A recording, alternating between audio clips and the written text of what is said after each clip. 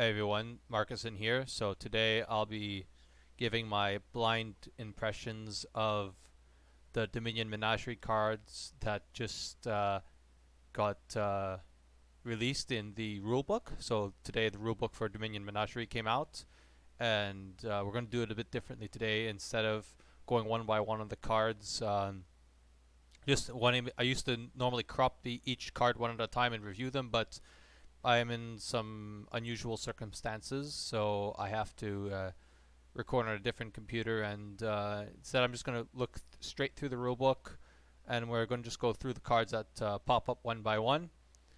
And I'm going to give my opinions on the ones that I haven't seen, and for the ones I have seen, I'll give a few brief words. This of the cards I've seen, that includes the full preview on, I forgot which week it was, but I guess March 2nd was to March 6th was a full week of previews, and then every day after that until today, there's been one card previewed by Donald X Vaccarino. So all of those cards I've seen, but everything that's been released today in this rulebook, uh, I haven't seen. I'll mention which cards I haven't seen before as we go along. So Dominion Menagerie, we have the flavor blurb. I'm not going to go through all the contents of the rulebook unless I have a question, but hopefully you've seen the previews already, so you know how the exile mat and how ways work. Um, Maybe you could pause the video here if you're curious. So the horse that a bunch of cards used, plus 2 cards, plus 1 action, return to the horse pile. The events. We have some reactions. I'm not gonna read them too deeply because they might have spoilers. But so let's say Falconer, I didn't know was a card. I think the names of the cards were leaked at some point, but I never looked at those leaks. Unusual costs. Yeah, there's some cards with some unusual costs. Again, I'm not really scanning these too deeply. I'm just, yeah. So here's your sample turn. Again, I've seen all these cards from the previews. So okay, so now we can go through the kingdom cards. So you could see, I'll have to zoom in a lot to. These are high res images, so we could actually see them pretty nicely. So first one is Animal Fair. You can't see the art very well, but the text you can. Actually, I don't know why the +4 is so ugly, but the text you could see pretty well. Maybe if I zoom out a tiny bit, it'll fix itself. No. Okay, so this normally costs 7. This was a preview card, and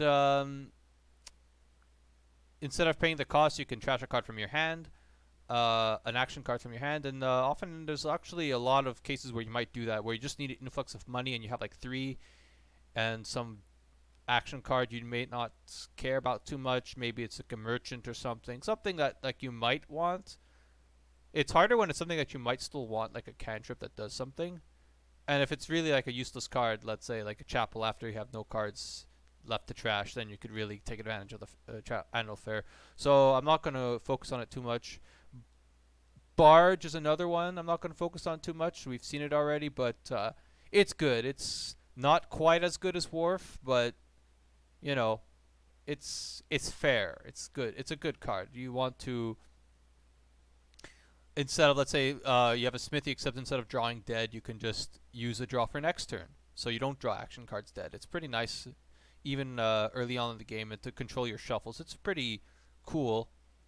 Black Cat we've seen already too. Kind of annoying for the opponent, I would say. Bounty Hunter we've seen already. Uh, Bounty Hunter is pretty nice. I think there's a few trashers I would get over it. Junkers I might get over it, but overall Bounty Hunters non-terminal, getting rid of cards in your deck, not even permanent. They could come back on demand. That's pretty nice. Camel Train I've seen before.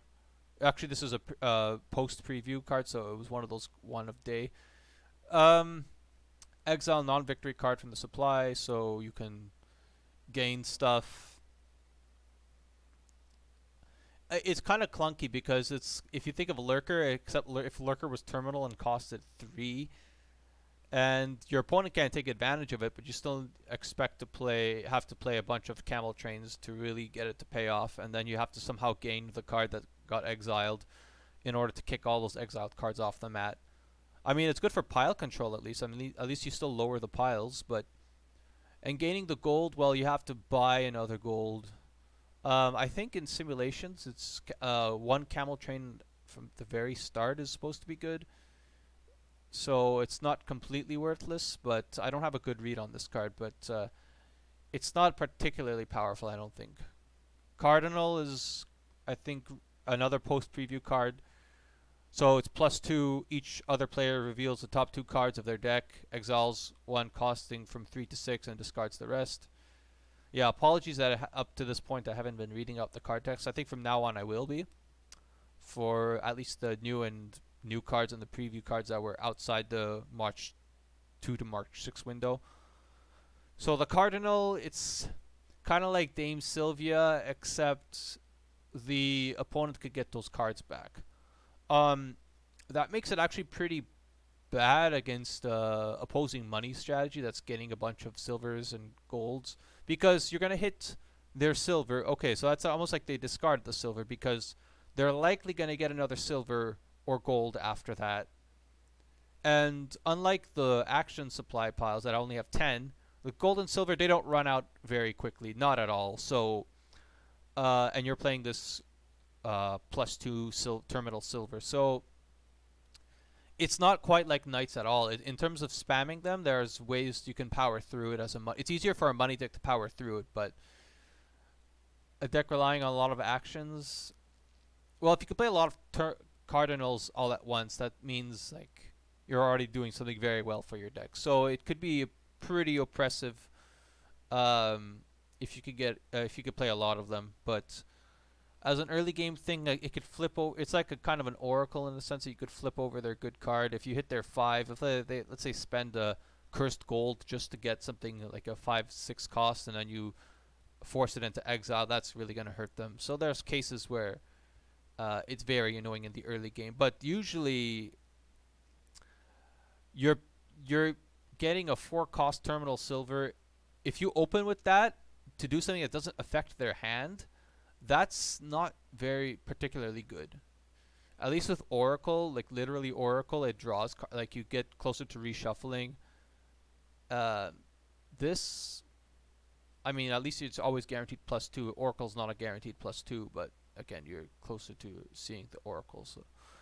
And draw later on. I think Oracle scales better towards the end of the game in terms of its draw, but the attack maybe becomes relevant. Seems okay at best, the Cardinal. Okay, Cavalry is a new one. I haven't seen this yet. It's a 4 cost action. It just says gain 2 horses as its action. The top of the line. So when you play it, you just gain 2 horses. They don't go onto the top of the deck. They don't do anything fancy. They just gain 2 horses to the discard. But when you gain this, +2 cards, +1 buy, and if it's your buy phase, return it to your action phase. Oh, we needed another Vila, didn't we? Actually, it's not quite like Vila because you don't get an action back. You get cards and buyback, so you can rebuy your cards. So it's actually pretty. If you have spare actions, if you have spare actions, it's good for like tactician tricks and some other tricks where you want stuff in play but not in hand. There are some cute tricks with this, and you get some cards, and you might find more treasures, and it goes back to your action phase, so you could unlike a lot of the other cards, once you buy them and you draw, you can't play the treasures. This one you can. You can play the treasures because you'll go back a new buy phase where you could replay any treasures that you didn't play before. So that's kind of cool. And unfortunately, I would say the top half doesn't synergize that well with the bottom half because unless you have spare actions, you're going to draw horses and not super great. On the other hand, the horses help you. 2 horses, that's like increasing your hand size by 2 every shuffle. And one of these cards is going to be a cavalry. So it's like you play this and you increase your hand size by 1 on some future turn. I'm not feeling it with this one, actually. It's not. It's like a terminal. It's like a duration. It's like like caravan, but you have to play it as a terminal. But you get the added flexibility of the two horses that are actually actions, and you can like throw them. There are some tricks you could do with the horses. Uh, and that on gain is kind of nice. Like if you gain it from like a sculptor or something, or some other way of ironworks is another a big one. You know, you gain this, and but you don't want to gain too many of their terminal. And they don't give any source of action, so it's kind of okay-ish. It's kind of a support card. It reminds me of supplies, kind of like a support thing, but there's no. It doesn't seem like it's going to be dominant all that often. The Coven, um, a ticking. This was a previewed card. It's a ticking bomb. Plus one action, plus two coin. Each other player exiles a curse from the supply. If they can't, they discard their exiled curses. So after the 11th play of the Coven, all the curses enter the discard pile. It's nice if you want disappearing money, but otherwise, I would in during the previews, I would like take every other junker over this because most other junkers like Montebank Witch, Old Witch. I'm mentioning a lot of power cards, but even all the good five junkers, cultist obviously, um, you'd get it over Coven initially. After you get those ones, then maybe you start investing in Covens because they're less harmful to your deck and it's easier to play them. But absent of that, yeah, you could get like 3 or 4 Covens, play a bunch of them, and then eventually wreck the opponent's deck. It's dealing with 10 curses all at once is not easy, but it's okay. I kind of like it, but it's not super strong. It's like okay strong. Destrier, I've never heard of this word, and it's a new card. I haven't seen it before. It's a lab though. It's plus 2 cards, plus 1 action. Um, but it costs 6 star, so it has a special cost. During your turns, this costs 1 less per card you've gained this turn. Ooh.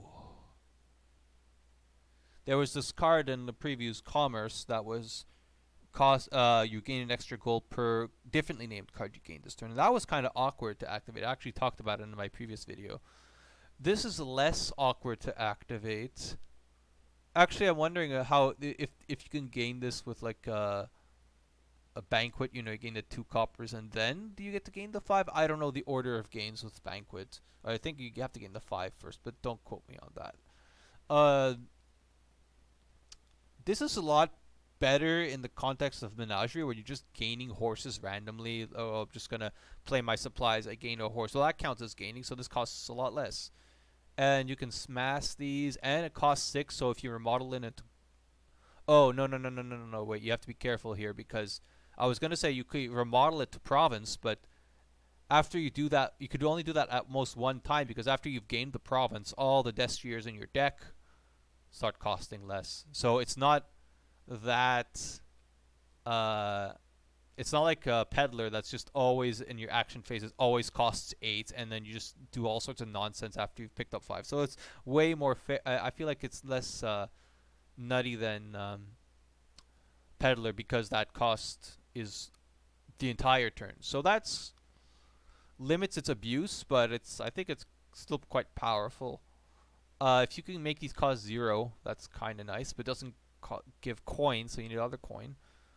But yeah, I like the flavor that it's a horse that doesn't disappear. It's like a loyal horse. Yeah. Displace is another new card I've never seen before. It's a 5-cost action. Exile a card from your hand. Gain a differently named card costing up to 2 more than it. Oh wow! So it's like remodel, except you don't permanently lose the card you remodel. You have if you can gain it back. Okay, so immediately the thing I see is that if you use displace on a province, you keep the province points and you gain another province, right? Just like that. That's like it's already so powerful when you have, let's say, butcher or something, or remodel, or salvager, and you trash a province, you gain another province to end the game or to mill the provinces. Here you don't even get rid of your province. You mill the province. You don't even mill the province. You gain a province. You don't even lose your province. That's crazy. That's so good. And then you can also do it for your estate. So if you open this 5, I mean, remodel's okay because it costs 4, but a 5 that's like a much tougher sell, and just the benefit of gaining 4 is to not lose your estate VP. That's kind of weak. I could just you could justify it in an inheritance game, but otherwise, nah. But it's a lot. This is a lot like what's it called? Zombie Mason from the Necromancer, because you trash a card, but then all your future Necromancers can play that card that was trashed by the Zombie Mason. So it's kind of like that. You gain this, so you gain that you you get rid of a card, but you get to keep it to some extent if you're gaining a lot. But usually the cards that you'd want back, you'd want to play them. You don't want to hoard them. So let's say if I have a Bazaar or something and I trash it to get a gold, but then I couldn't play the Bazaar that turn. I have to get a new Bazaar. Um, that's a bit clunky. But the power to just gain print provinces basically, and the province you gained is from displaces let you can displace that other province next turn. So that's super good. In general, I that's a nice card. Displace. Okay, here's the Falconer. It's a reaction. 5 cost reaction. I can't think of any of those off the top of my head. That's quite something. Okay, gain a card to your hand costing less than this. Okay, so that's like basically that's like Sculptor from Renaissance, except you can't abuse it with cost reduction. And you don't gain an action back. So that's weaker than Sculptor, the top half. Pretty sure. But when any player gains an card with 2 or more types, action, attack, etc., you may play this from your hand. Oh. Oh boy. Okay, that's a lot better. So if someone tries to gain their own Falconer, so if you get the first Falconer and then later on an opponent gets a Falconer, it's 2 types. So you get to get a card in your hand for free. So that's like Repeatable's Cobbler. Even though Cobbler also... That's kind of dual type card. So every time they get like a Nobles or... whew. So that's what a reaction should be. Kind of like... Not always good, like not always good on every board. On some boards, it's going to be the reaction is going to be very relevant, and the top half is not too bad. You can make it work. You can gain a silver, always. So, all right. I don't think it's as good as some other cards like, from previous expansions. Like Sculptor, I think is still better, but this will have its moment to shine. Fisherman is the next one. It's a 5 cost action star. +1 card, +1 action, +1 coin. So that's the peddler effect.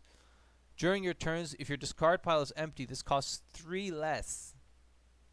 So on turn 1, it costs 2. Wow, that's something.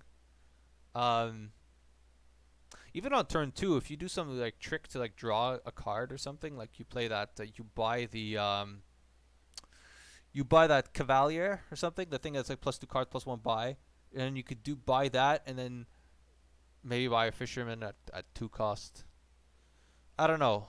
Or if an opponent gets a Lost City. So you could get a lot of cheap peddlers that way, except the first time, once you buy a Fisherman, unless you're setting it aside with like Cargo Ship or doing some other fanciness, your discard pile is no longer going to be empty. So you can only get like 1 Fisherman at 2, and then the rest are going to cost 5.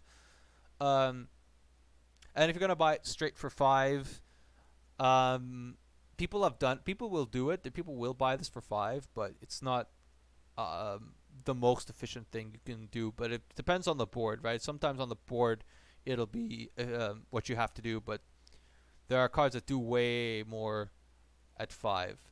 Like, well, just Market gives you an extra plus pi, so still a neat card. I think at 5 cost, it means it's not easy to remodel to province, so you're not going to be able to exploit that as easily. So it's okay. Okay, Gatekeeper. At the start of your next turn, +3 money.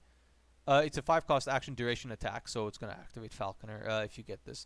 At the start of your next turn, oh yeah, Falconer, every duration card that your opponent gets will trigger that. Okay, that's kind of good now. Uh, Falconer was this one. Yeah, so it activates on duration cards. There's a lot of duration cards now. Okay, so action, duration, attack at the start of your next turn +3. That's like Swamp Hag. Until then, when another player gains an action or treasure card they don't have an exiled copy of, they exile it. Okay, so every new card they get, their first copy, is going to be exiled. So that's kind of annoying. That means that if they spike something, an action or treasure, not victory. So if they spike something, they get their 7, they get their forge. Nope, it gets exiled. And they may not be able to get another. So it kind of ruins some megaturns that are trying to spike a high expensive card, while also giving you the ability to spike that card. And then if they get a second copy, they exile it. They unexile the first copy. Then if they get a third copy, they could get exiled again. Um, it costs 5, so it's not super. It's not as devastating as something like Swamp Hag. The +3 is okay from experience, and you kind of stall them. So it's a good, probably a good opener, but probably not super good opener because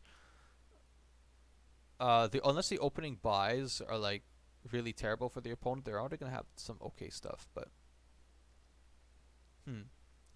I mean, it's probably better early than late. I presume so. It's odd because something like Swamp Hag you wouldn't want to get early this either. It's if it's a card, if it's an attack that's only going to be good early, and if it loses its power in the second or third shuffle, that's kind of a knock on the card. But I don't know.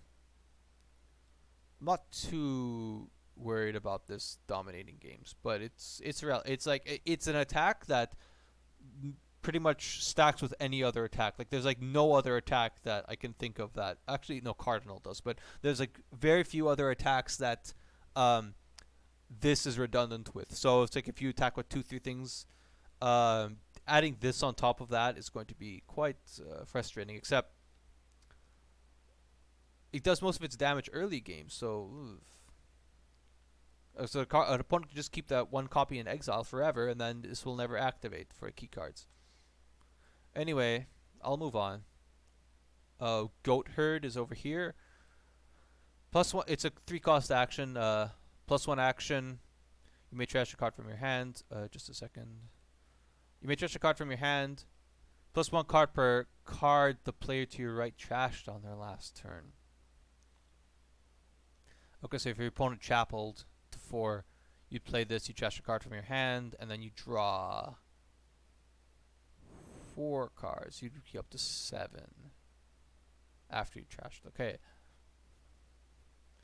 Obviously, the first thing that comes to mind is that it activates off itself. So if you play this, the opponent can take advantage of that and draw some extra cards.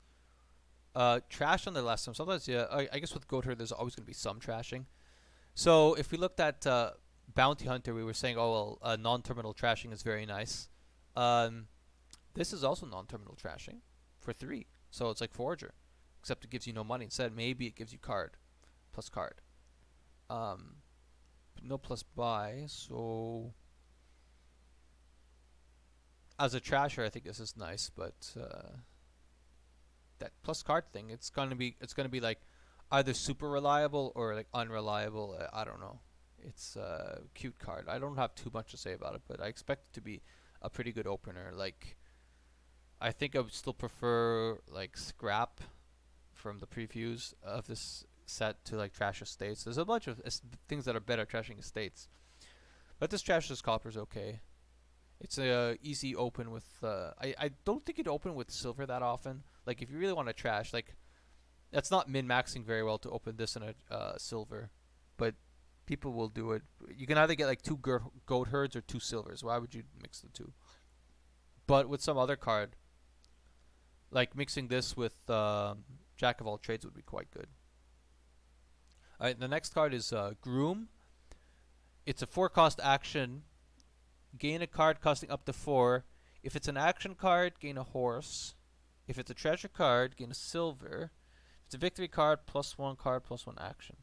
So that's Ironworks on steroids. It's not the same as it's not even close to the same thing as Ironworks. Because if you gain an action, you don't get an action back. That was like such a key part of Ironworks.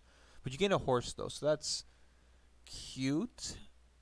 What's more interesting is that you gain a treasure and you get a silver. So you can gain like 2 silvers every turn with this. Every not every turn. Every time you play this, you get 2 silvers. And if it's a victory card, if you gain an estate, you get +1 card plus an action. So it's a cantrip if you're gaining estates. So that's like Great Hall on the last turn. So it's good on the last turn for that. Gaining horses is kind of good. If you wanted a workshop anyway, so as a workshop variant, this is worth its cost for 4. Like it's appropriate that this is 4, not 5. It's some good effects, but none of the effects other than potentially the silver one are going to be that dominant. The horses are going to be still good if there's horse synergy. I mean, we just talked about those cards that like after you gain a card, it costs less. So this stacking with Destrier, I don't know how to pronounce that, but yeah. I like the Groom. I think I could find a place for it in a lot of decks. Hostelry is the next card here. It's a village, +1 card, +2 actions. It costs 4. It's a 4-cost action that does +1 card, +2 actions on play. But when you gain this, you may discard any number of treasures revealed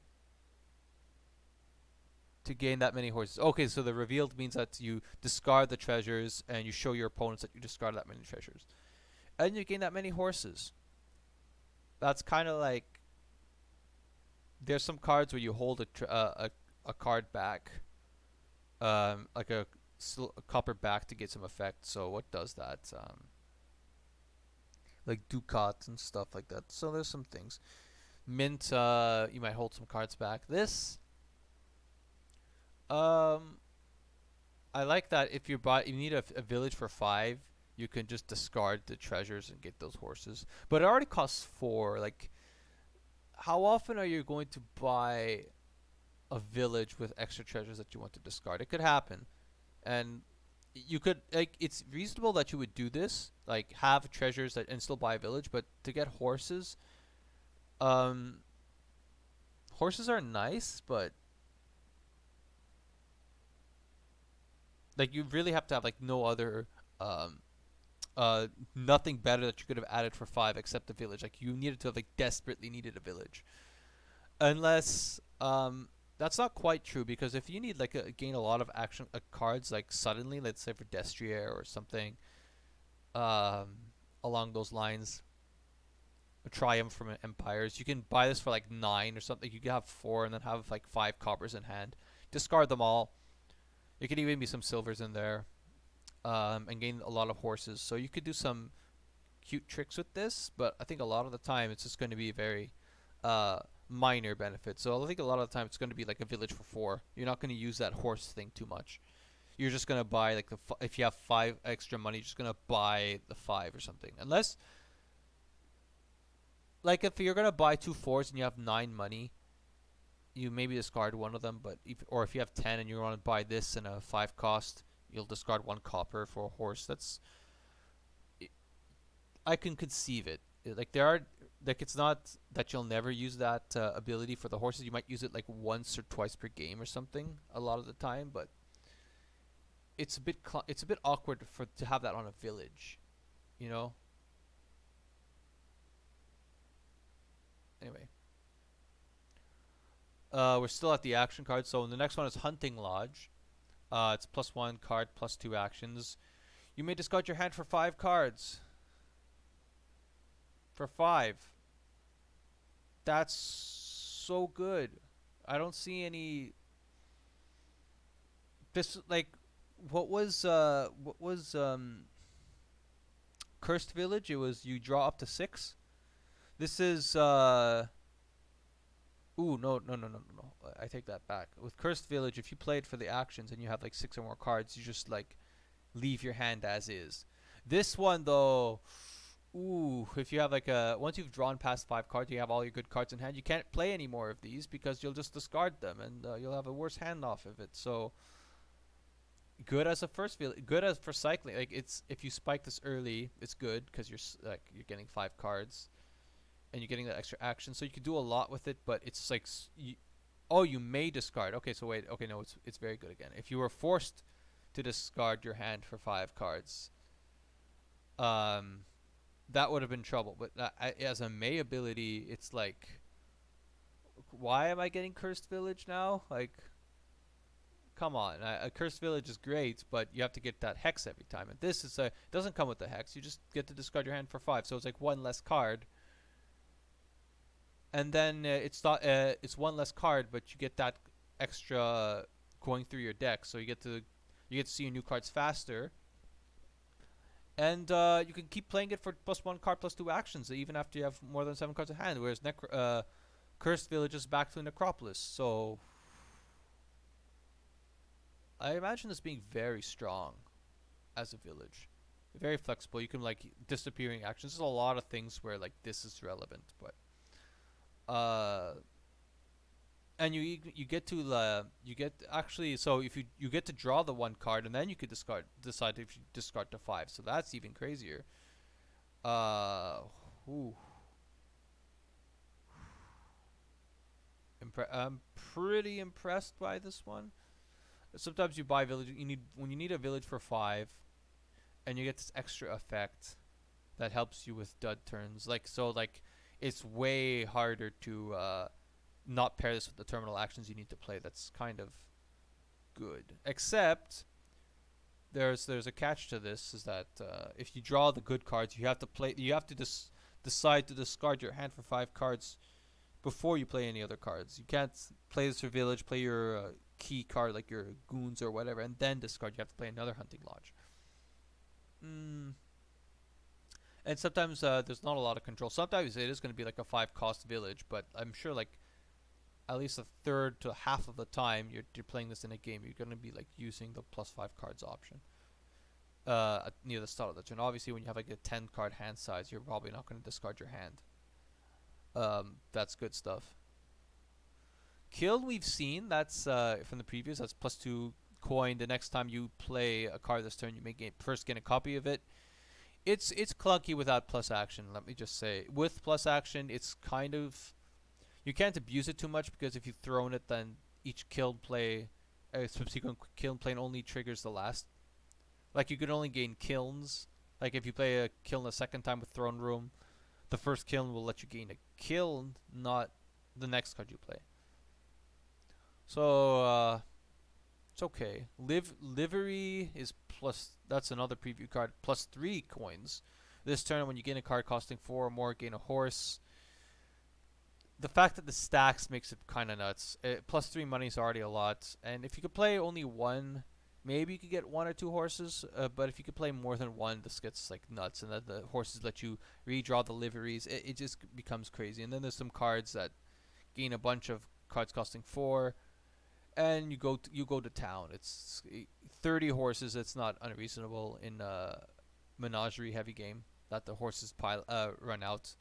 Doesn't count as a 3 pile, but because it's a non-supply pile, but still, it's kind of good. It's nuts. Mastermind. I do think Mastermind is pretty dang good. At the start of your next turn, you may play an action card from your hand 3 times. There's the tragedy where you have no cards in hand. That can happen, but a lot of cards gain horses. There's a bunch of cards that gain horses to the top of the deck, so playing a horse 3 times, you still get the draw, even if the horse gets returned.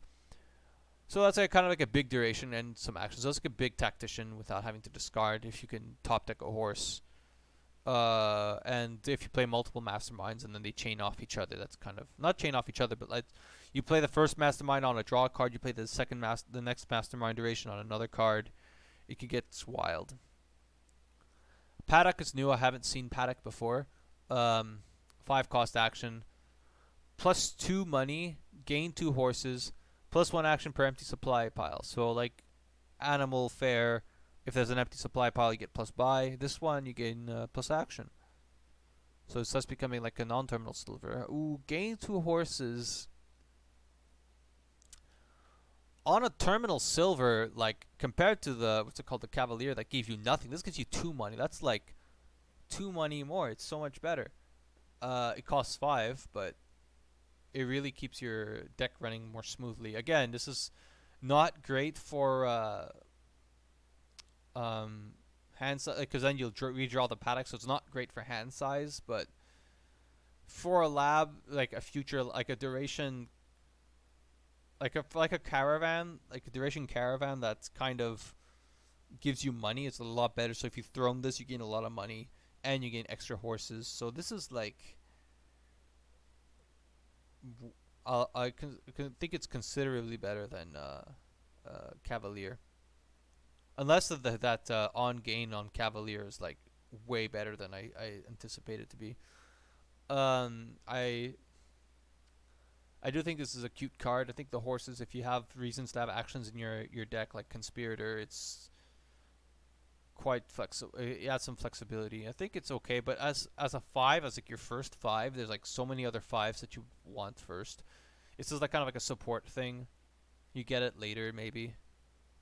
Next card I'm going to is Sanctuary. So that's 5 cost action, plus one action. No, plus one card, plus one action, plus one buy. You may exile a card from your hand. Oh, that's quite good. That's we've seen Junk Dealer do that. Like we've seen like Upgrade and Junk Dealer like getting rid of cards uh with as a cantrip, but those gave money or cards. Actually, this one exiling a card from your hand, that's like you keep it so you can get rid of a. In the late game, it's a lot better because you don't choke on. Yeah, you're forced to trash a province, so you can just exile the provinces. That's great. Um, but it doesn't give money. Like it gives you buy. Like you don't use buy early on the game, so it's just a cantrip trasher.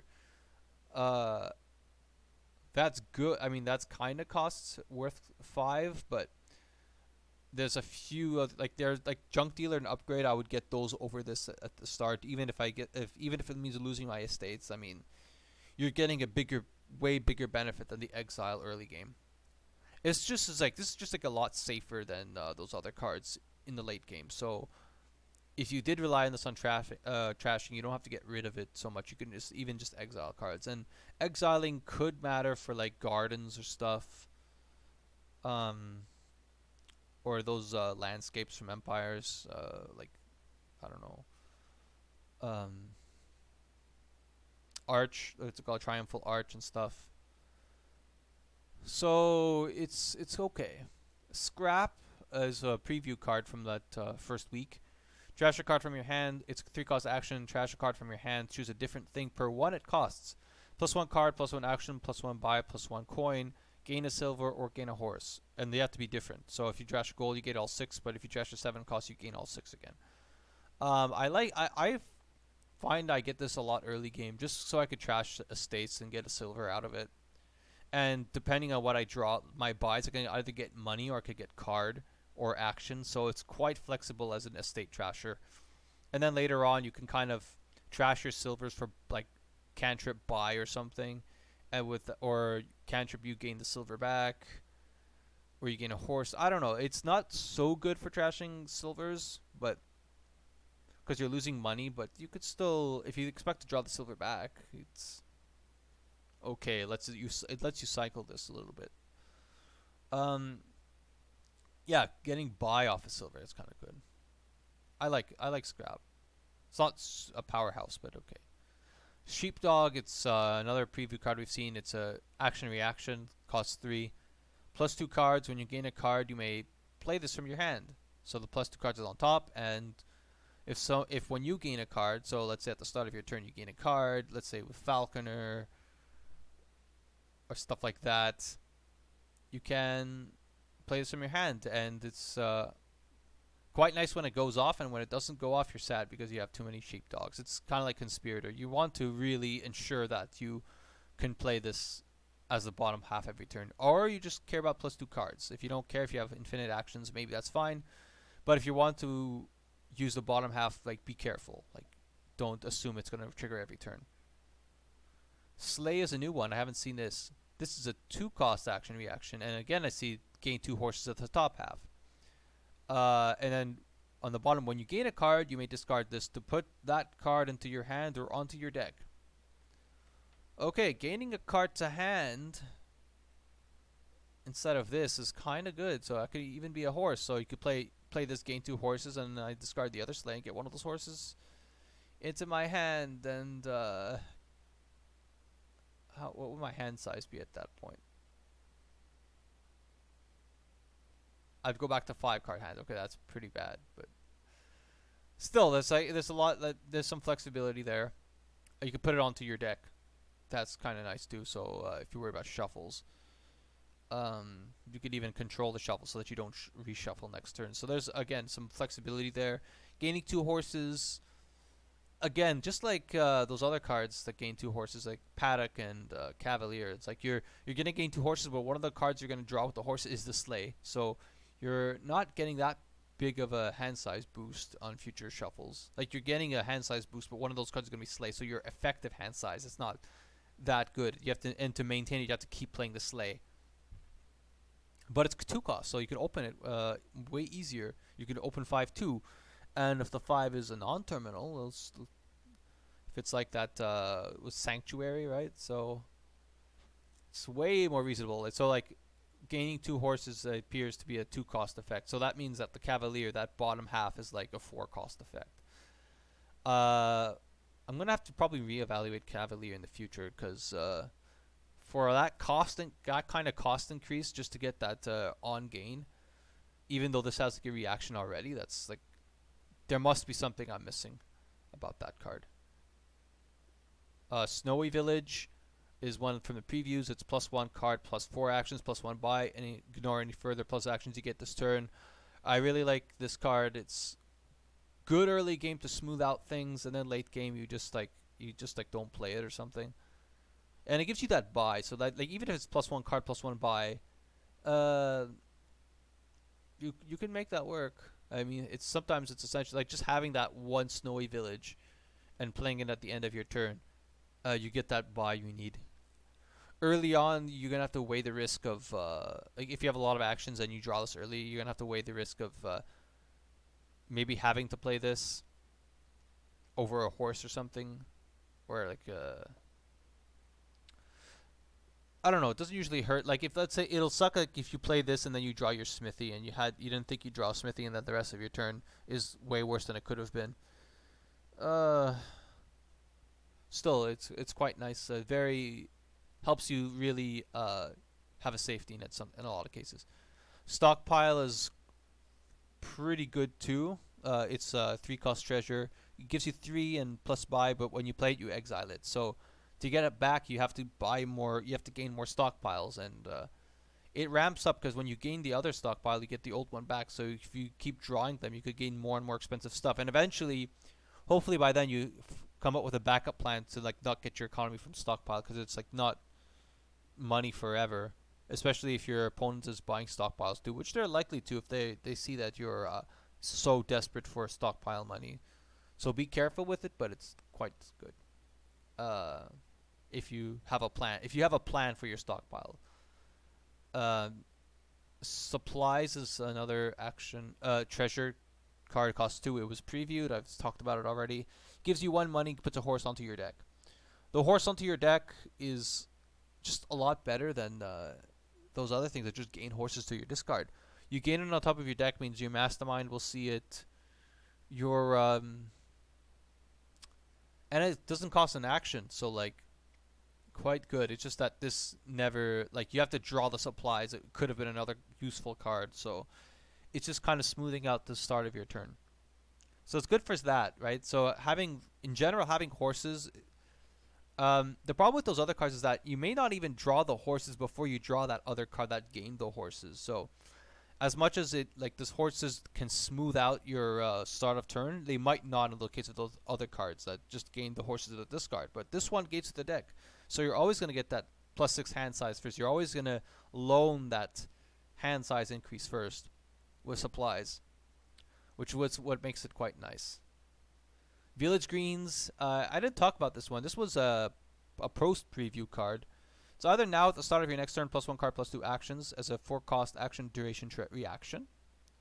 And when you discard this other than during cleanup, you may play it. So you play a warehouse, you discard this. Oh, you get to play it for free. That's and you get like plus 3 actions, or you get to set up your next turn. The flexibility of setting up your next turn, so like not like that shuffle manipulation. Usually it's not shuffle manipulation because you could have just played this. Like this will miss a shuffle either way. Actually,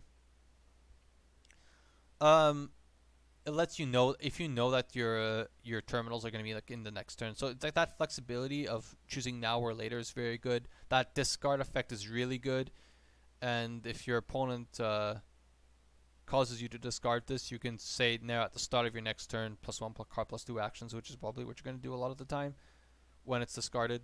Most of the time you're going to do that. So has some nice defenses. Has a really nice effect. A very powerful village. And I think we're gonna get to no. We still have Wayfarer left. So this is another preview card. 6-star action.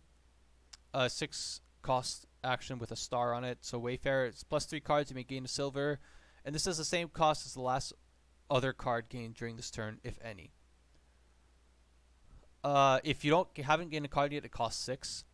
That's its default cost. And if you gain other cards like copper, it'll cost 0. Any other card you've gained, any other card, not just you've gained, that your opponent has gained too. This will make it cost 0. So like let's say with ambassador or noble brigand or something is good. This is cost 0. Also, this makes its own. If you gain a silver with this, your future wayfarers you buy that turn will cost 3. So that's something I didn't mention last time. That makes it even crazier. This is a very strong card. Like Smithy that gives you the economy ramping of the silver, or the trash for benefit fodder of the silver. Like it's just crazy. Now we get to the events. So the first one is Alliance. It's a 10 cost event, so you buy it. Events, you buy them, and then you don't. They don't go into your deck. You just get the effect. This was a post preview card, so after the first week of previews, this is one of the 1-a-day cards. It's gain a province, a duchy, and a state, a gold, a silver, and a copper. So that's 10 VP for 10. That's more efficient than Colony in terms of cost, but you get 6 cards that you don't draw. That's very rough. It's hard for me to imagine when you're going to be able to do this repeatedly, like when you actually want to do this early game and you can like stomach having a gold, silver, copper.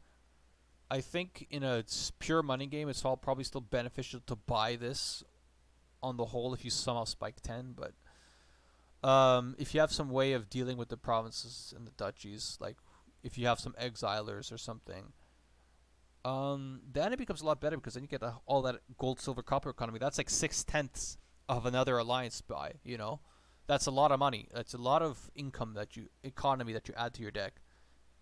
Then that's like 3/4 of another province. You know, that gold, silver, copper. So if you could somehow draw that, it's ramping, but it's so hard to take advantage of. You know, if you could take advantage of it, you get these crazy good reward, but it's so hard to do that because you gain a province, duchy, estate. Those are all non-drawing cards.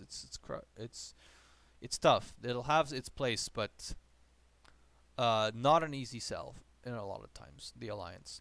The next one is an event I haven't seen before. It's called Banish. It's a 4 cost.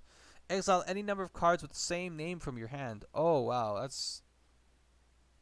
that's nice. So if you with 4, you can like exile your states. If you get 4 from other means, so if you draw like gold, silver, you can like exile all your coppers. You buy something. You buy a card. You exile all your provinces. That's very good. There's a lot of things you could do with this. It's clunky because you have to again stuff like mint and stuff. Not mint. Trade. You have to have trade the one that trashes 2 cards and gives you 2 silvers for every card trashed. You have to have the economy to do something, but you only need 4 economy. Like you have to have economy and still have cards in your hand. So I think a lot of the time you'll have cases where you could buy this for 4 and you have estates in your hand and you just exile them. That's gonna be worth it a lot of the time. Like I could see it now. Like you have a silver, copper, copper, 2 estates. Like turn 3, I think a lot of times you're just gonna banish those estates, so you can start hitting 5 way more reliably. It's a cute card. I think it has its place.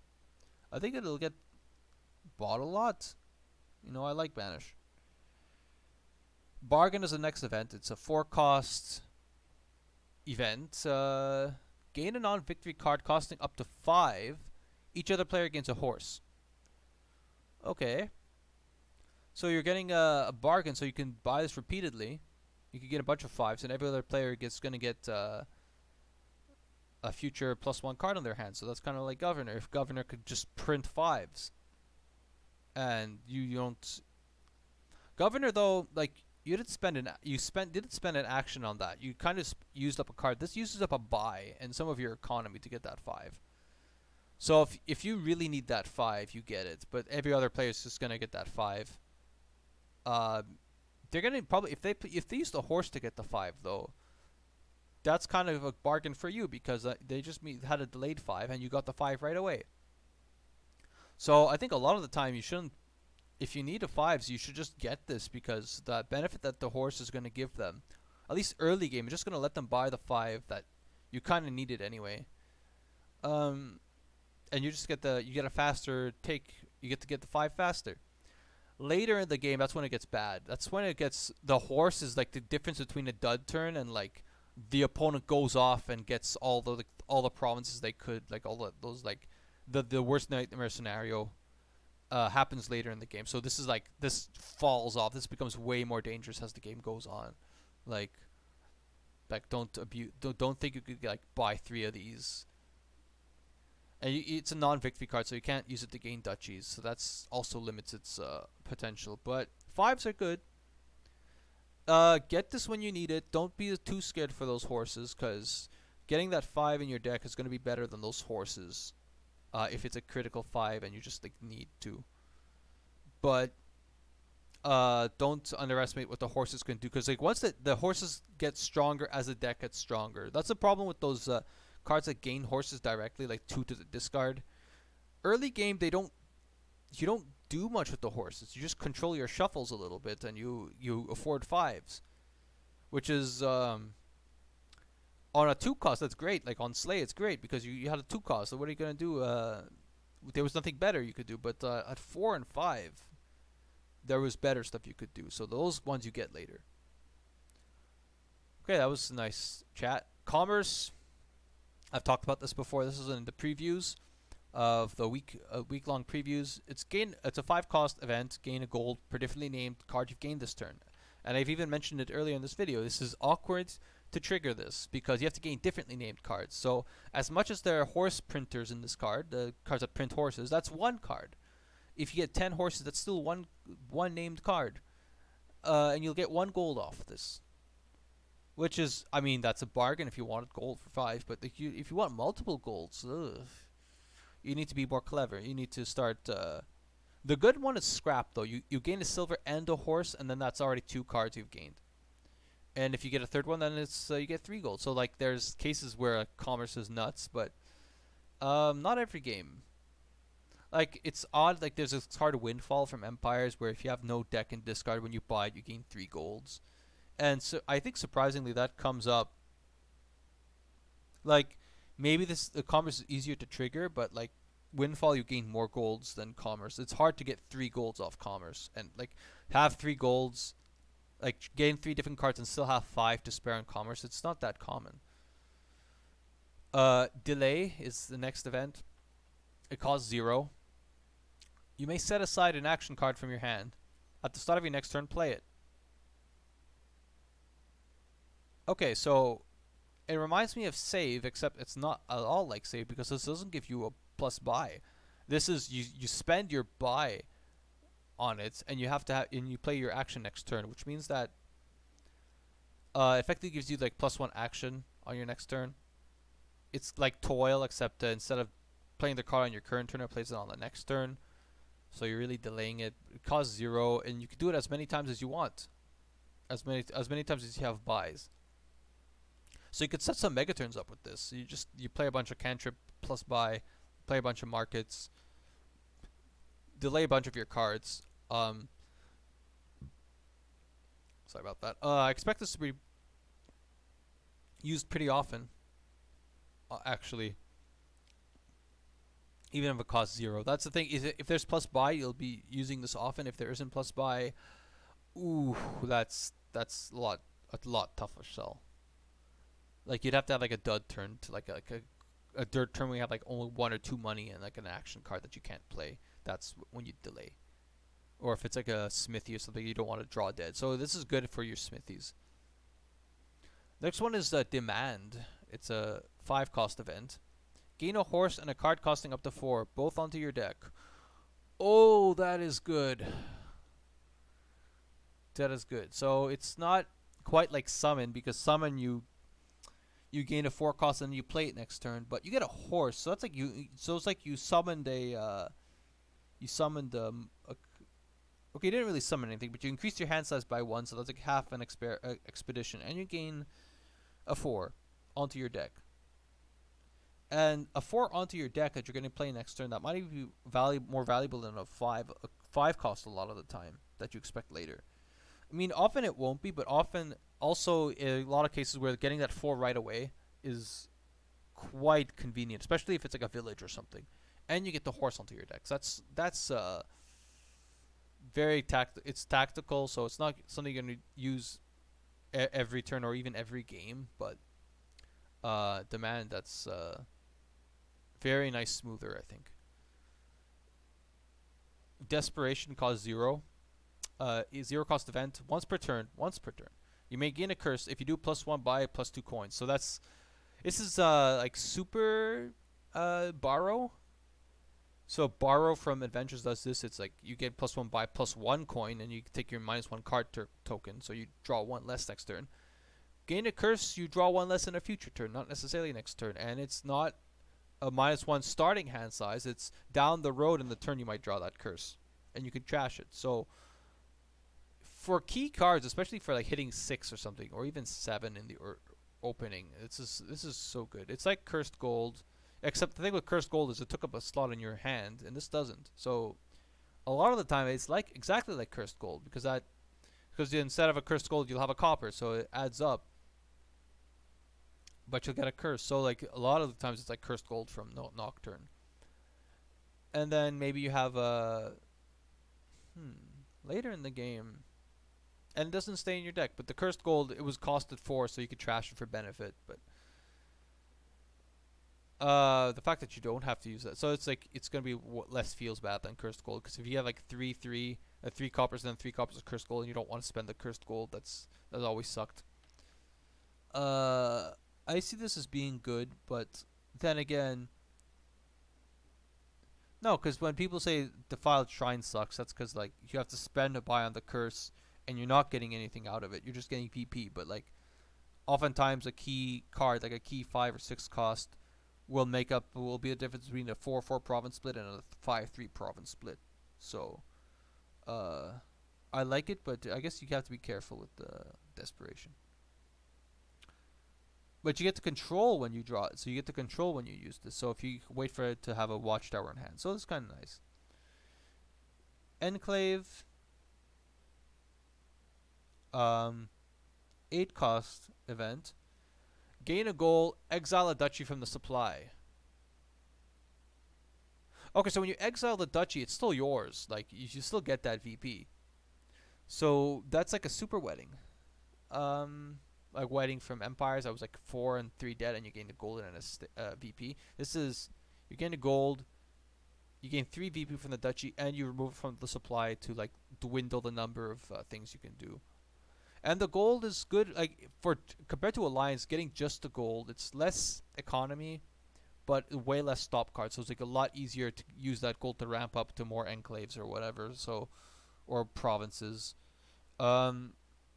But costs 8. Like when you get to that point of the game, you're often going to be like buying action cards, like buying 2 action cards at a time, or you're going to be buying VP. Like you have 8 and you want a gold. Like that has me scratching my head a bit. So like you can think of it as like a super harem there. Like if harem was like 3 money and 3 VP. It's kind of like that, but does that cost 8? It's tough for that to cost 6. You know, like this is tactical in terms of you're getting rid of the duchies from the supply, so you're kind of strangling the supply by getting this, but it's not. It's. I wish it was like I in my head I imagine this being like so cool and stuff, but like I think a lot of the time in practice it's gonna be a bit awkward. You're not gonna have the time to really reap the benefits of this, or you're just gonna be better things to do with 8 money.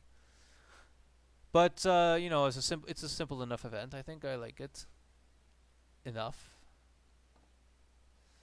Enhance, zoom. I wish I zoomed enhanced, but the quality it doesn't increase the resolution. Only in CSI does it do that. Okay.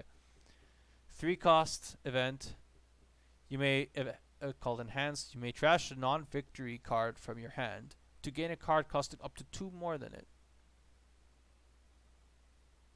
So an on-demand remodel, but I can't remodel my estates.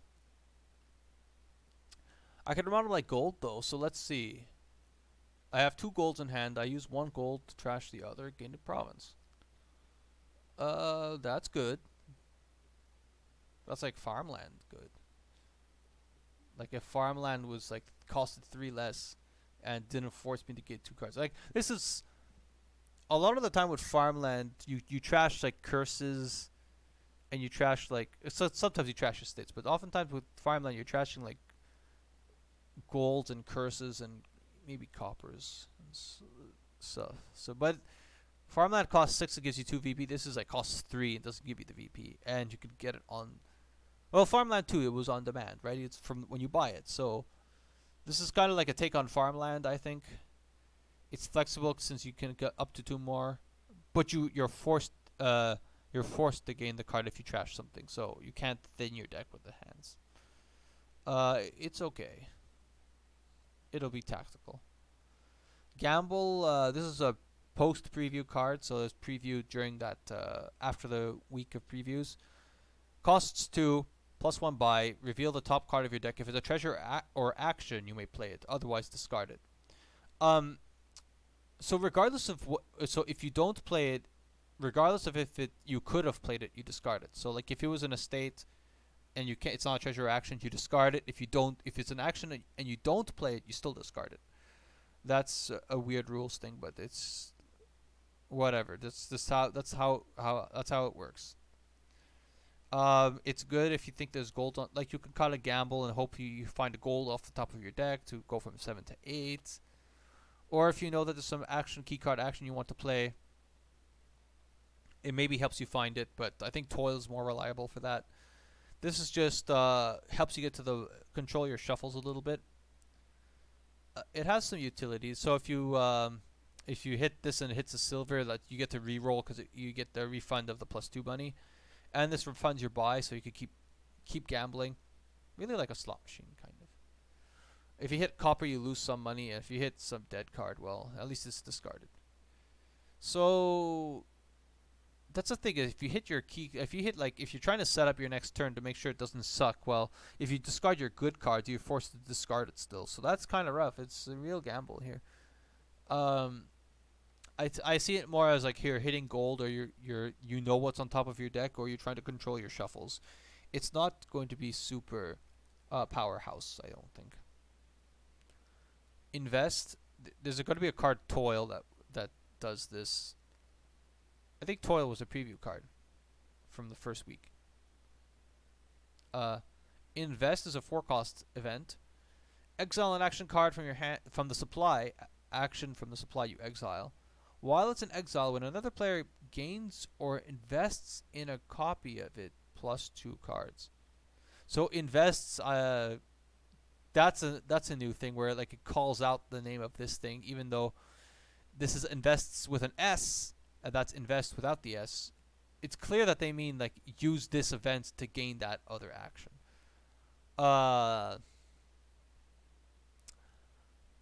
That's quite good. Except you have to stay. It has to stay in exile. You can't keep it. So if you invest in a wandering minstrel, well, you're gonna get a lot of cards. This wandering minstrel, especially, it's like you won't care for it too much early. It's good early, but like if it's some key card, and you know a lot of it's gonna be invested, gain. Or if you know that your opponent has to do a pivot to, let's say, conspirator or something, you can and if you're ahead, you can invest in it, and you can like just kill them from ever going for that because the +2 cards at the start of your turn, free of actions, just like road network for actions that you get +2 instead of +1. You're gonna just like wipe the floor with them if they're reliant on getting like 5 or 6 copies of a specific action when you're already ahead of the game. Like I don't think this is as good in the opening. This is just kind of like you're a little bit ahead, and you know if you invest in this thing now, you're just gonna like stay ahead, right? This is just uh, a very good main dominance card, I think. Uh, it's kind of tricky to see how it plays out. I don't know the math. There's probably simulations that you would do, but which action do you pick? So I don't know. My intuition is great on this. Although there's something I did forgot to mention. You can exile any action from the supply.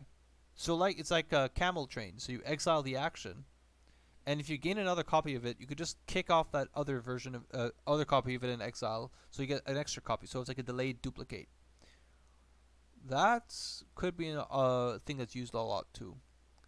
So if it's an expensive action, so let's say Prince or something, or some set, I don't know, some key action, King's Court. You invest in a King's Court, so you like buy. You have 2 buys, and you have like 11 money. You invest into something, and then you buy a 7. You get 2 copies of that 7 cost. That's also nice. That could be quite. So yeah, invest has some versatility. That's like dual purpose card. I kind of like that. March is a 3 cost event. Look through your discard pile. You may play an action card from it. A lot of these like playing action cards in your buy phase. Uh, that's quite good because like if there's an action that just the more you play it, the more you win. That's like Witch or something, or you just keep playing it. It's like Scheme on Demand. And if it's a card that like sets up your next turn, so like I march my barge or something, so I could play it next turn. I could play it. I choose the option to get +3 cards next turn, or I march my mastermind. You march your duration cards is very good. So that's probably going to be relevant a lot of the time. The marching. Uh, in Menagerie heavy games, especially, I think it's going to be quite good. Populate is a 10 cost event. This is a preview card from the first week. Gain 1 of each card from each action supply pile. Most of the time, this is nuts. Completely nuts. Like, for it to be bad, there has to be like so much junk in the supply that like the board is just terrible in general.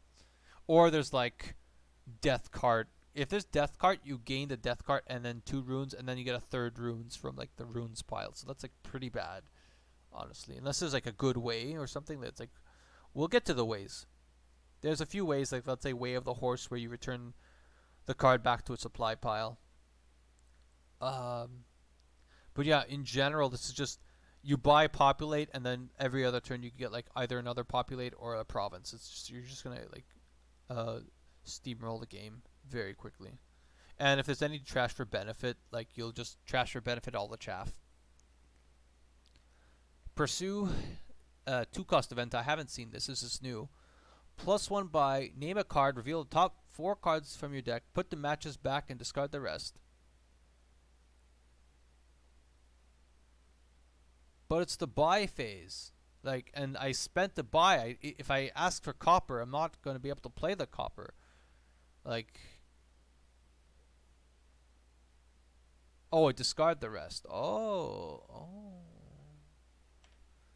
Huh.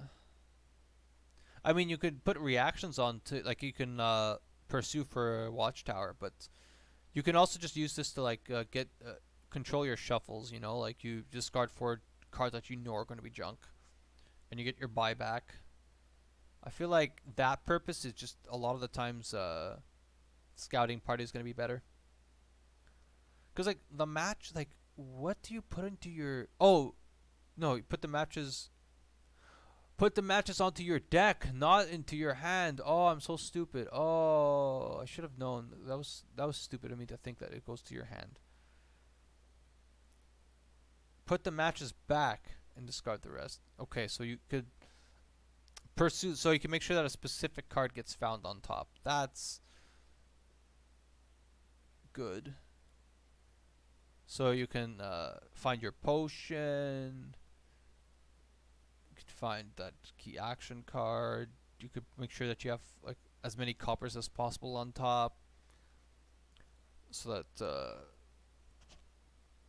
yeah. Oh, you can what's it called? Horses. You can name horses. That's good. Start your deck with horses. Uh, I think that's a nice tactical thing. I mean, there's not too much to say. Usually, you're gonna have to make that trade off between, do I buy something more expensive or do I set up my next turn? And if you've been tracking your deck, you can do some cool things with this, I suppose. It's still kind of costly. If it costed one, it would be nuts, but it costs two. Okay. I'll go back. I'll move on. Reap is a 7 cost event. Okay, the costs are all over the place in this expansion. There's like anything goes. You could have like 11 cost, but maybe cost 6 when the specific thing happens. I don't know. But I mean, at this point, we're not going to see that. But you know, they wouldn't have been out of place in this expansion. Reap is a 7 cost, so you gain a gold. You set it aside. If you do, at the start of your next turn, play it. Okay, that is good. That is like you were gonna buy the gold for 6 anyway, and for 1 more money, which is like not enough for province. You make sure that you hit the province the next turn. Isn't that good? And you get to keep the gold after that. I mean, people hate buying gold for 6. That's a thing, and buying gold for 7, you have to really be like towards the end of the game, and you're just like desperate to hit 8, and you're trying to like avoid you're trying to like win out the duchy dance. Um, but okay, like in those money games, it's gonna be great. I like 5 cards starting hand plus an extra 3 out of nowhere, like a gold out of nowhere. That's like a lot more likely to hit 8, or not, or like 11. I don't know. Call if you're playing colony games. I don't know. The thing is, the gold gets played, so you can't like uh, and you're forced to set aside the gold. So like you can't remodel the gold or anything. You can't do anything fancy with that gold at the start. So that's a bummer. I'll move on. Ride. It's a 2 cost event. I see like gain a horse. Okay, so I saw like the very 3 words, and yeah, gain a horse. But no plus buy though. Yeah, so that's just cute. I mean, if you have spare 2, you gain a horse. I think that's appropriately costed. You compare it to, let's say, Slay, and that's 2 cost, gain 2 horses, but that costs an action and a slot in your hand. This doesn't. This is just you can use spare buys and buy horses. Very simple event. I think horses, if you have reason to need actions, it's kind of good. If you need like action cards, it's good. Seize the day, carpe diem. Okay, so it's a 4 cost event. Once per game. Takes an extra turn after this one. An extra once per game, you just take a free extra turn. Wow. Okay, so on the one hand, if you save it for the end of the game, you empty, like you do something like crazy, like get a bunch of provinces and you get a bunch of more provinces before your opponent can even act. That's like one purpose of it, but like, are you really going to be in that position if your opponent took an extra turn in the middle of the game to get like extra 5s? Are you really going to be the one that's ahead at the end of the day?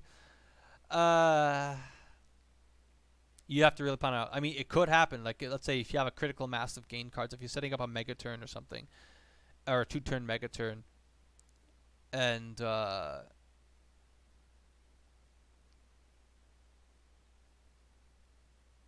that's when you can do that. Other thing is that like, you have a terrible hand. You dud. You have a 4. You have like 5 money. You didn't draw any of your cards. Well, you seize the day, and you kind of get around that dud. There's like a one get out of jail free card, so you can use it aggressively early game to gain extra cards faster. I think a lot of the time, the way that Dominion snowballs, you'll want to do that a lot. But other times, you might just need it to get you out of a bad situation. And other times, still, you use it to set up a 2-turn mega turn. Those are the 3 main courses. No matter what kind of way you're going to use Seize the Day, it's I expect it to be very good. The only time it like kind of like lame is like if there's no plus buy, so like you're using up your buy to Seize the Day and there's like no extra gains. But like no gain boards are apparently pretty rare. Like someone's done the math. It's rare that you can never gain extra cards. Um, but yeah, that's nice. Very powerful, I think. Just it's very interesting while being powerful. Stampede. This was a preview, a post preview card, so after the week of previews. If you have 5 or fewer cards in play, gain 5 horses onto your deck. So if you have 5 coppers, you can buy the Stampede and you gain 5 horses onto your deck. And if you play 4 of them, you'll have a hand size of 9, one of them being a horse, so you'll have 8, so you'll be able to buy another 5. And you'll have an extra horse. So like on a 5-2 opening, you can buy the Stampede and gain a 5 on turn 2 and have an extra horse. But the horse is like gonna help you buy like another 5, and that's about it. This is just good tactically. This is helps for your duds, or if you're playing a ton of horses and they all like all the horses that you play, they go back to the supply immediately. And so you could play a bunch of horses, play a few treasures, buy another Stampede, and then play like one action card. So you could do that a bunch of times. Like it's good that the Stampede, the horses that you gain from Stampede, don't impede future Stampedes. No pun intended. Um,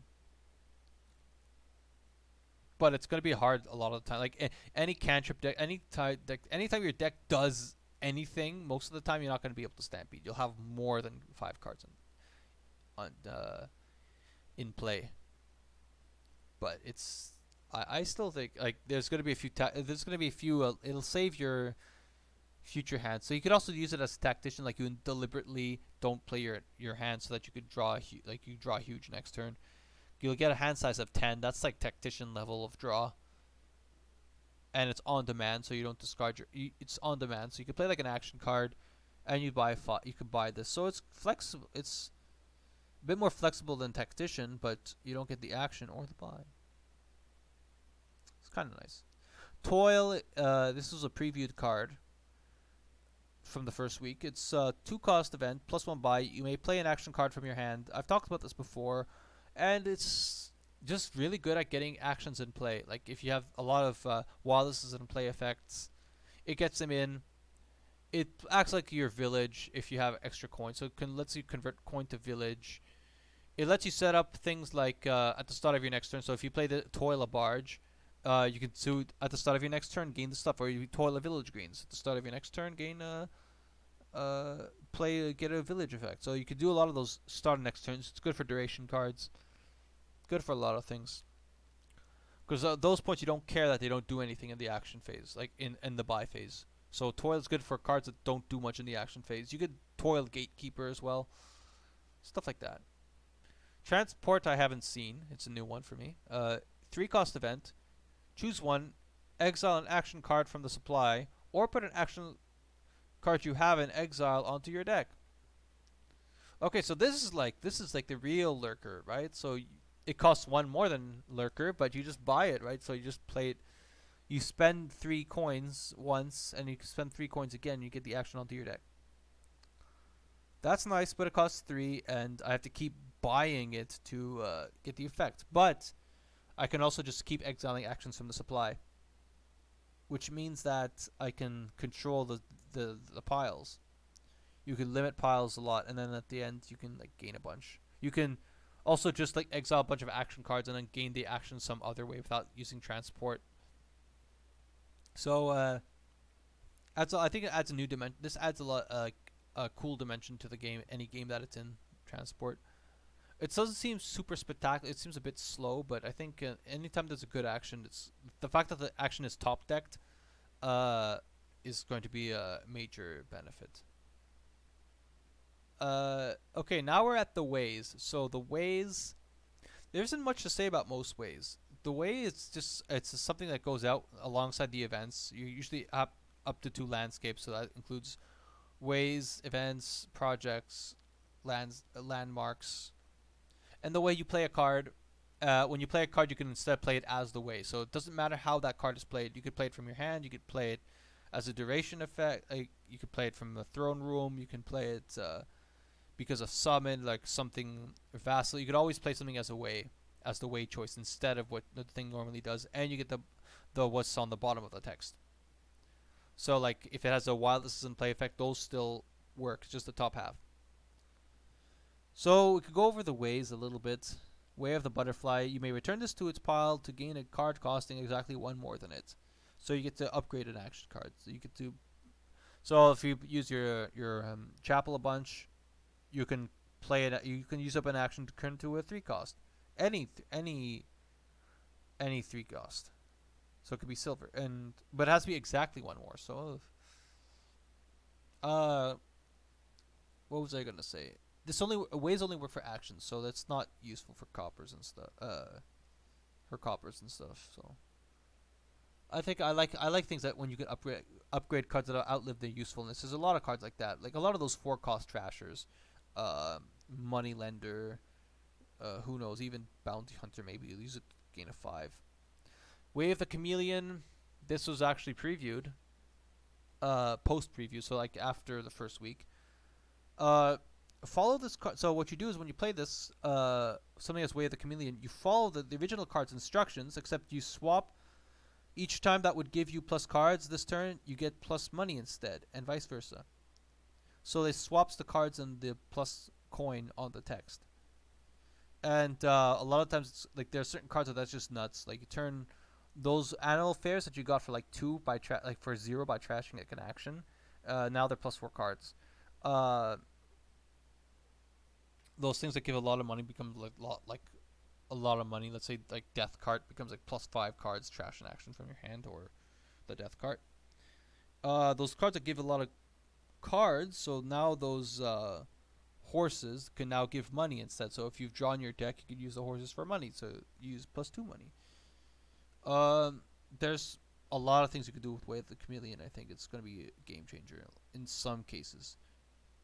I mean, usually there's at least like one card that uses card or coin. You know, it has to be really dead kingdom to like have like no plus action. So like you turn one thing into another, and that's it. That's kind of.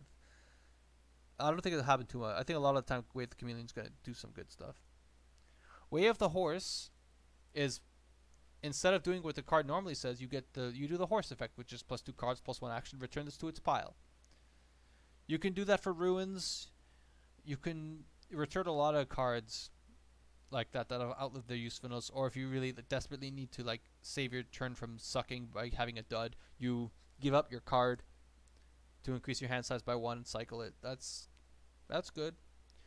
Most cards have a pile though. Even the prizes that you get from tournament have a pile. Horses have a pile. Non-supply cards still have piles. Wishes have piles. Wisps have piles. Well, the only thing that doesn't have a pile is Necropolis. And all those things you get from a black market, they don't have a pile. So anything you get from the black market deck, while you have Way of the Horse, can always be played as a lab. That's kind of crazy. But not too much room for abuse otherwise. I still think this is going to be that reliability to be able to save your turns is really good for Way of the Horse. So I think this is a pretty good way. Way of the Mole, it's kind of cute. It's plus 1 action, discard your hand, plus 3 cards. I mean, sometimes you're playing a draw to X engine. Not even draw to X. It's like a minion engine, minion deck, like where you just play minions and then you discard with a minion. Except now it's only plus 3 cards. So this was good with what's it called, Coven, right? You play any card that's like plus 1 action, plus 2 coin. I forgot which card is also like that. Paddock, I think, is also plus 1 action sometimes if there's empty piles. You play a bunch of those, and you use something as Way of the Mole. It's also just good, like, if you have some action that's like useless in your hand and you have the rest of your hand sucks, you just kind of get to the bottom of your shuffle faster. If there's a key card you really want to play, like Travelers, this is really good to find Travelers. So it has some cute uses, but a lot of the time it's just you're not going to get that much benefit out of it, as much as it pains me. This was cute in the previews, but it was a tough sell a lot of the time. Way of the Mouse I haven't seen. Played the set aside card, leaving it there. So there's a setup now. So at the beginning of the game, You set aside an unused action costing 2 or 3. Unused action, I assume that means it's like some action that's like not in the supply. Like it's like you pick the 10 cards, and then just like Young Witch from Cornucopia, you take like another card that's like a 2 or 3 cost. You put it into the supply, not into the supply. You set it aside, and the Way of the Mouse plays it. Actually, we have the rulebook. Let's zoom out a little bit. Let's confirm that. Set aside any unused action kingdom card costing 2 to 3 at the start of the game. Do any setup that card requires. When using Way of the Mouse, you play the set aside card, leaving it set aside. For example, if you set aside Slay, then an action card blah blah blah blah blah blah. The set aside card cannot move itself when played, since it is not in play. For example, if the card is embargo from C-Sard, it cannot be trashed. Text below a dividing line other than setup will not do anything. Okay, so that confirms that they're talking about kingdom cards. So it's like an extra kingdom card that gets played. So it's kind of like Young Witch with the Bane, except any card can be played as that card. So that's kind of cool. Any card gets to be played as that free 11th card. That's just cute. I have no idea what that card you're going to set aside is. I'm not going to talk about this too much, but it's I like what it does to the game. Way of the Owl. Draw until you have 6 cards in hand. Costs an action to do that, but like any card being able to do that is kind of good. So you're playing you play all those cards that give you village actions, and you play a bunch of stuff. Maybe you play like a Horse Trader to discard your hand, and then you play another card that gives you up to 6. Pretty good, except it costs an action every time you do that. So you need villages. Drawing up to 6 is not that great if you don't have villages, and if you don't have cards that give plus action. There are cards that give plus action though. What's it called? Coven does it. For example, I keep going back to Coven because that's like the main thing that has over the other Junkers is that it's disappearing money. Disappearing as in it reduces your hand size during your action phase. I'm actually moving on. Way of the Rats. I think this is a post preview card. So you may discard a treasure to gain a copy of this. So you could play a card, instead of doing what the card says, you just discard a treasure and gain a copy of it. There's cards in the early game that don't do too much for you, but that become very strong in numbers. I think like instead of playing like a dead conspirator, dead draw card, you could just discard a treasure.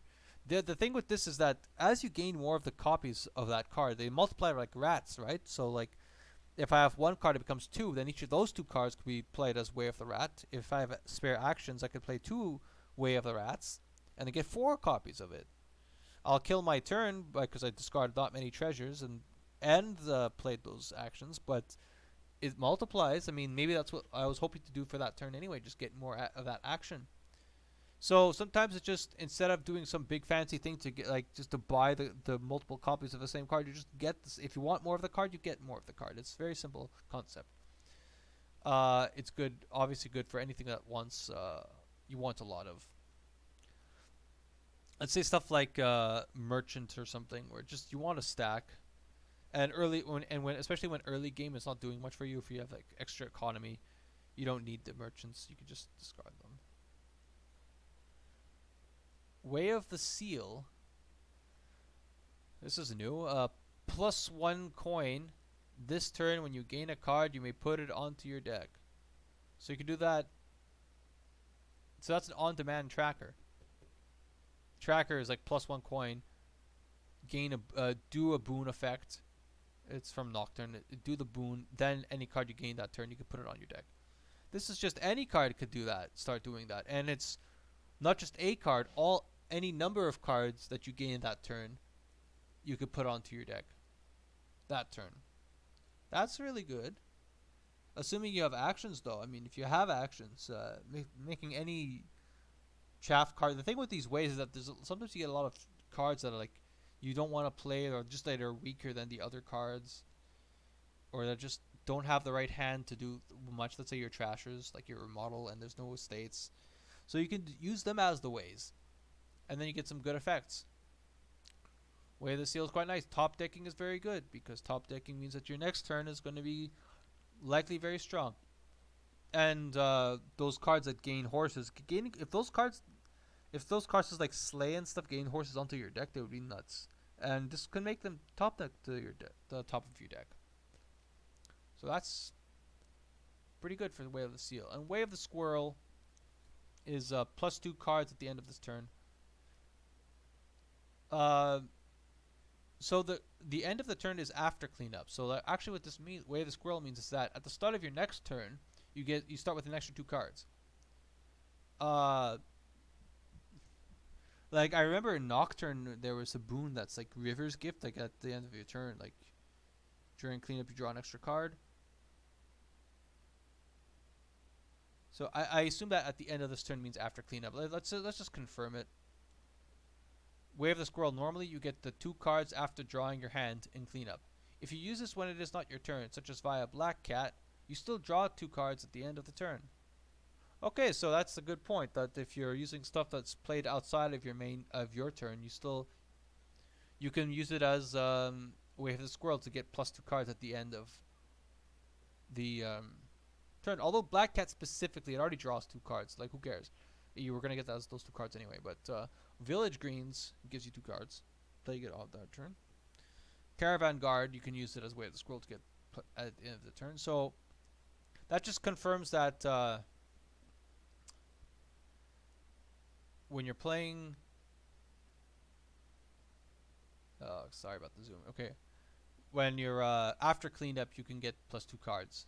So any spare actions, like let's say you've drawn your deck and you have some spare actions and you have nothing to do with your draw cards, you can use after cleanup just get a larger hand size. So you next turn you get exactly good hand. You get a 7 card starting hand, which is a lot better than a 5 card starting hand.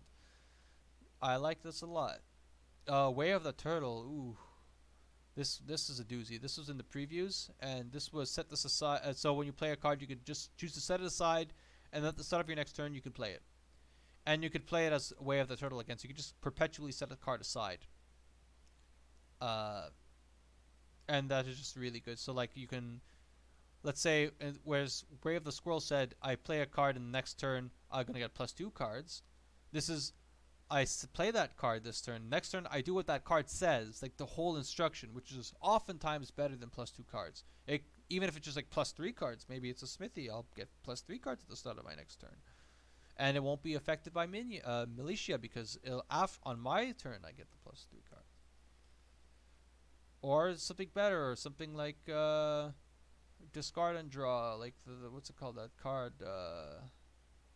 Hunting Lodge, was it? Yeah. Way of the Turtle is very nice. Like, I'm just gonna say that. I think. Okay, here's the thing though.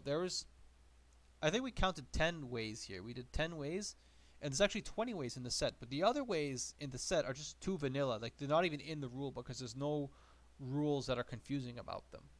So that's like Way of the Goat. I think it's just like +2 money. Like, you can play a card as +2 money. Way of the Ox from the previous is just +2 actions. There's Way of the Pig that's just cantrip, like +1 card, +1 action. And maybe there's going to be a card that gives +1 buy, maybe it's +1 coin, +1 buy, maybe. There's just a bunch of vanilla cards. I think for sure there's like a +2 cards. I think that was like leaked or something. There's a +2 cards way. They're not on the rulebook, so that's like Way of the Otter. So there's a bunch of ways that I can't talk about today because I haven't seen them. But I mean, the vanilla ways are just going to be like the vanilla ways. They're going to change how you affect things. How you play things, especially things like Way of the Cantrip, the Way of the Pig, like where everything could be played as a cantrip. That's just good, and you keep the bottom line effect. So imagine you have like 4 goons, and you don't need villages anymore to support them. But okay, goons is a bad example because you kind of need the money and buys a lot of the time. But things like bridge.